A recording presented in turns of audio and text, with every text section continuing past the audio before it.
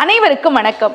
சிதம்பரத்தில் நடராஜருடைய வடிவத்துக்கு பக்கத்திலேயே தங்க வில்வ இலைகளால் ஆன மாலை தொங்க விடப்பட்டிருக்கும். அதுதான் சிதம்பர ரகசியம். அருவ நிலை, அதாவது நடராஜர் உருவ நிலை, ஸ்படிகலிங்கம் அருவுருவ நிலை, வெட்டவெளி ஆகாயம் அருவ நிலை.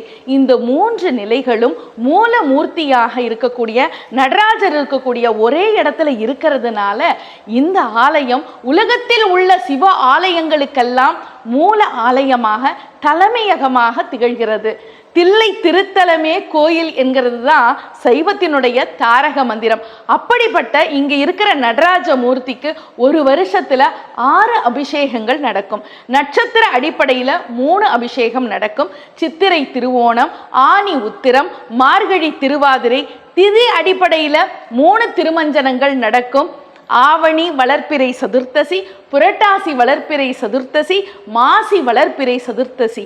இப்படி தில்லையில இருக்கிற நடராஜருக்கு ஒரு வருஷத்துல 6 அபிஷேகம், 6 கால பூஜைன்னு சிறப்பா நடக்கும். இந்த நடராஜர் கோயில்ல இந்த வருஷம் ஆணி திருமஞ்சன விழா மிக சிறப்பாக நடைபெற்று கொண்டிருக்கிறது.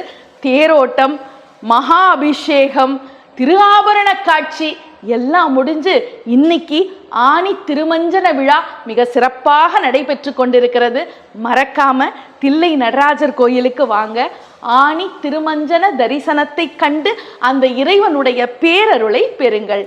நன்றி, வணக்கம்.